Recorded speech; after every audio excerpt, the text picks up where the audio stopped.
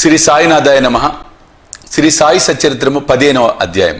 నారదీ కీర్తన పద్ధతి. చోల్కరు చక్కెరలేని తేనీరు 2 బలు. 6వ అధ్యాయంలో షిరిడీలో జరుగు శ్రీరామనవమి ఉత్సవం ఎట్లు ప్రారంభమయ్యాను. ఆ సమయంలో హరిదాస్ తెచ్చుట ఎంత కష్టముగా ఉండేది. తొదకు ఆ పనిని దాసగను నిర్వహించినట్లుగా బాబా శాశ్వతంగా నియమించుట, దానిని ఇప్పటి వరకు దాసగను జయప్రదముగా నడుపుట అనునవి చదువరులు జ్ఞాపకం ఉంచుకునే ఉండుదురు. ఈ అధ్యాయంలో దాసగను హరికథను ఎట్లు చెప్పేవారో వర్ణించేద్దాము. నారదీ కీర్తన పద్ధతి. సాధారణంగా మహారాష్ట్ర దేశంలో హరిదాసులు హరికథ చెప్పినప్పుడు ఆడంబరమైన నిండు అంగరకాలను వేసుకొనిద్దరు. తలపైన పాగా పేట కానీ పొడవైన కోటు, లోపల చొక్కా, పైన ఉత్తరేమో మామూలుగా ధరించేది దోవతిని కట్టుకొనిద్దరు. ఈ ప్రకారం దుస్తులు ధరించి షిరిడీలో హరికథ చెప్పుటకై దాస్కన్ తయారయ్యాను. బాబా సెలవు పొందుటకై మసీదు వచ్చాను. బాబా అతనితో, ఏమో పెండ్లి కొడక, ఇంత చక్కగా ముస్తాబై ఎక్కడికి పోవచ్చున్నావు అనెను. హరికథ చెప్పుటకు పోవచ్చున్నానని దాస్కని జవాబిచ్చాను. అప్పుడు బాబా ఇట్లనను, దానికి దుస్తులన్నీ ఎందుకు? కోటు, కండువా, టోపీ మొదలగునవి ముందర వెంటనే తీసి పారే. శరీరంపై అలంకారాలన్నీ ఎందుకు? వెంటనే దాస్కను వాటన్నిటిని తీసి బాబా పాదముల వద్ద ఉంచెను. అప్పటి నుంచి హరికథ చెప్పినప్పుడు వానిని దాసగను ఎన్నడూ ధరించలేదు. నడుమ మొదలు తల వరకు ఏమీ వేసుకునేవాడు కాదు. చేతిలో చిరతలు, మెడలో పూలమాల మాత్రమే ధరించేవాడు. ఇది మహారాష్ట్ర దేశంలో తక్కిన హరిదాసుల అవలంబించు పద్ధతికి వ్యతిరేకం. నారద మహర్షి హరికథలు ప్రారంభించిన వారు. వారు తలపైన శరీరం పైన ఏమీ తొడిగడి వారు కాదు. చేతి యందు వీణను ధరించి ఒక చోట నుంచి ఇంకొక చోటికి హరినామ సంకీర్తన చేయించు పోయేవారు. చోల్కర్ చక్కెర లేని తేనీరు. పూనా అహ్మద్ నగర్ జిల్లాలో బాబాను గురించి అందరికీ తెలియను కానీ నానాసాహెబ్ చందోర్కర్ ఉపన్యాసముల వల్లను దాస్కను హరికథ వల్లను బాబా పేరు కొంకణ దేశమంతయు ప్రాకెను. నిజముగా దాస్కన్ తన చక్కని హరికథల వల్ల బాబాను అనేకులకు పరిచయం అనుచెను. హరికథలు వినుటకు వచ్చిన వారికి అనేక రుచులుండును. కొందరు హరిదాసు పాండిత్యముకు సంతసించెద్దరు, కొందరు నటనకు, కొందరు పాటలకు, కొందరు హాస్యమునకు, చమత్కారమునకు సంతసం కలుగచేయను. కథాపూర్వమున దాస్కన్ గారు సంభాషించు వేదాంత విషయములు వినుటకు కొందరు, అసలు కథ వినుటకు కొందరు వచ్చెదరు. వచ్చిన వారిలో చాలా కొద్దిమంది మాత్రమే భగవంతుని ఎందుగాని, యోగములు ఎందుగాని ప్రేమ విశ్వాసములు కలుగును. కానీ దాస్కన్ యొక్క హరికథలు వినువారుల మనస్సులపై కలుగు ప్రభావం అది సమ్మోహనకరంగా ఉండెను. ఇచ్చట ఒక ఉదాహరణ ఇచ్చేదను. ఠానాలో ఉన్న కౌపీనేశ్వరాలయంలో ఒకనాడు దాస్కను హరికథ చెప్పుచు సాయి మహిమను కీర్తించు పాడుచుండెను. కథ వినుటకు వచ్చిన వారిలో చోల్కరు ఒకతను ఉండెను. అతడు పేదవాడు. ఠానా సివిల్ కోర్టులో గుమాస్తాగా పనిచేయుచుండెను. అతడు దాస్కను కీర్తన అతి శ్రద్ధగా వినెను. వాని మనసు కరిగెను. వెంటనే అక్కడికక్కడే మనసునందు బాబాను ధ్యానించి ఇట్లు మొక్కెను. బాబా, నేను పేదవాడను. నా కుటుంబమునే నేను పోషించుకోలేకున్నాను. నీ అనుగ్రహం చేత సర్కారు వారి పరీక్షలో ఉత్తీర్ణుడై స్థిరమైన ఉద్యోగం లభించినచో నేను షిరిడీ వచ్చేదను. నీ పాదములకు సాష్టాంగ నమస్కారం చేసేదను. నీ పేరున కలకండ పంచేదను. బాబా కృపచే చోల్కర్ పరీక్షలో పాస్ అయ్యాడు. స్థిరమైన ఉద్యోగం దొరికెను. కనుక మొక్కు చెల్లించవలసిన బాధ్యత ఎంత త్వరగా తీర్చినచో అంత బాగుండును అనుకున్నాను. చోల్కర్ బేదవాడు. వాని కుటుంబం చాలా పెద్దది. కనుక షిరిడి యాత్ర చేయుటకు ఖర్చు పెట్టుకోలేకుండెను. ఎవరైనా పర్వత శిఖరములు అయినను దాటవచ్చును, బేదవాడు తన ఇంటి గడపనే దాటలేడని కదా లోకోక్తి. చోల్కర్ కిట్లైన శ్రీ సాయి మొక్కును త్వరలో చెల్లించవలను అన్న ఆతురత కలిగాను. కావున తన సంసారమునకు ఖర్చులను తగ్గించి కొంత పైకము మిగల్చవలను అని నిశ్చయించెను. తేనీటిలో వేయు చక్కెరను మాని ఆ మిగిలిన ద్రవ్యమును దాచుట ప్రారంభించెను. ఈ విధంగా కొంత ద్రవ్యమును మిగిల్చిన పిమ్మట షిరిడీకి వచ్చి బాబా పాదములపై పడెను. ఒక టెంకాయ బాబాకు సమర్పించెను. తాను మొక్కుకున్న ప్రకారం కలకండ పంచిపెట్టెను. తన మనసులోని కోరికలన్నీ ఆనాడు నెరవేరనని తనకు ఎంతయో తృప్తిగా ఉన్నదని బాబాతో చెప్పాను.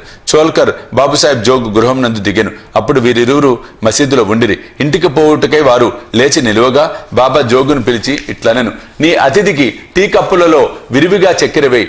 ఈ పలుకులలోని భావమును గ్రహించిన వాడే చోల్కరు మనసు కరిగెను. అతడు ఆశ్చర్యమగ్నుడయ్యను. వాని కండ్లు బాష్పములచే నిండెను. తిరిగి బాబా పాదములపై పడెను. జోగు కూడా ఈ మాటలు విని టీ కప్పులలో చక్కెర ఎక్కువగా కలుపుట అన్న దాని భావం ఏమై ఉండునా అని యోచించెను. బాబా తన పలుకులచే చోల్కర్ మనసునందు భక్తి నమ్మకములను కలుగజేయవలనని ఉద్దేశించెను. వాని మొక్కు ప్రకారము తనకు రావలసిన కండ చక్కెర ముట్టినదనియు తేయాకు నీళ్లలో చక్కెర ఉపయోగించకపోవటాను రహస్యమనో నిశ్చయమును చక్కగా కనుగొనెను అని చెప్పాను. బాబా ఇట్లు చెప్ప ఉద్దేశించెను. నా ముందర భక్తితో మీరు చేతులు చాపినచో వెంటనే రాత్రింబవళ్ళు మీ చెంత ఉండెదను. నా దేహం ఇచ్చట ఉన్నప్పటికీ సప్త సముద్రముల కావల ఉన్నా మీరు ఏమి చేయుచున్నానో నాకు బాగుగా తెలియను. ప్రపంచమున మీకు ఇచ్చవచ్చిన చోటుకు పోవుడు. నేను మీ చెంతనే ఉండెదను. నా నివాస స్థలము మీ హృదయం నందే కలదు. నేను మీ శరీరంలోనే ఉన్నాను. ఎల్లప్పుడూ మీ హృదయములలోనూ సర్వజన హృదయములందు గల నన్ను పూజింపుడు. ఎవ్వరు నన్ను ఈ విధముగా గుర్తించెదరో వారు ధన్యులు, పావనులు, అదృష్టవంతులు. బాబా చోల్కర్కి ఎంత చక్కని ముఖ్యమైన నీతిని విధముగా బోధించను కదా. 2 బల్లుల కథ. ఈ అధ్యాయమును 2 బల్లుల కథతో ముగించెదము. ఒకనాడు బాబా మసీదులో కూర్చొని ఉండెను. ఒక భక్తుడు బాబా ముందర కూర్చొని ఉండెను. ఒక బల్లి టిక్కిటిక్కుమని పలికెను. కుతూహలమునకై ఆ భక్తుడు బల్లి పలికిన దాని అర్థమేమని బాబాని అడిగాను. ఇది శుభమా అశుభమా అని ప్రశ్నించాను. తన చెల్లెలు ఔరంగాబాద్ నుండి తనను చూచుటకు వచ్చునని, ఆ బల్లి ఆనందించుచున్నదని బాబా పలికెను. భక్తుడు నిర్గాంతపోయి కిమ్మనక కూర్చుండెను. బాబా పలికిన దానిని అతడు గ్రహించలేకుండెను. కొంత తడవైన పిమ్మట ఔరంగాబాద్ నుండి ఎవరో గుర్రముపై బాబా దర్శనముకై షిరిడీకి వచ్చిరి. అతడు ఇంకను కొంత దూరము పోవలసి ఉండెను. కాని వాని గుర్రము ఆకలిచే ముందుకు పోలేకుండెను. గుర్రమునకు ఉలవలు కావలసి ఉండెను. తన భుజంపై ఉన్న సంచిని తీసి ఉలవలు తీసుకొని వచ్చుటకై పోవునప్పుడు దానిలో ఉన్న ధూళిని విదిలించెను. అందులోండి ఒక బల్లి కిందపడి అందరూ చూచుచుండగా గోడనెక్కెను. ప్రశ్నించిన భక్తునకు అదంతయు జాగ్రత్తగా గమనించమని బాబా చెప్పాను. వెంటనే ఆ బల్లి తన సోదరి వద్దకు సంతోషముగా పోయెను. చాలా కాలము పిమ్మట అక్క చెన్నెళ్ళు కలుసుకొనిరి. ఒకరినొకరు కౌగలించుకొని ముద్దిడిరి. గుండ్రముగా తిరుగుచూ అధిక ప్రేమతో ఆడిరి. షిరిడి ఎక్కడా, ఔరంగాబాద్ ఎక్కడ?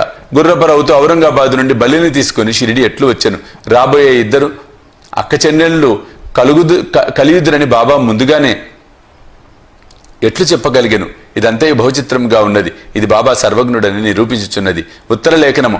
ఎవరైతే ఈ అధ్యాయంను భక్తి శ్రద్ధలతో నిత్య పారాయణం చేసేదరో వారి కష్టములన్నీయు శ్రీ సాయినాథుని కృపచే తొలగును. 15వ అధ్యాయం సంపూర్ణం. సద్గురు శ్రీ సాయినాథ అర్పణమస్తు. శుభం భవతు.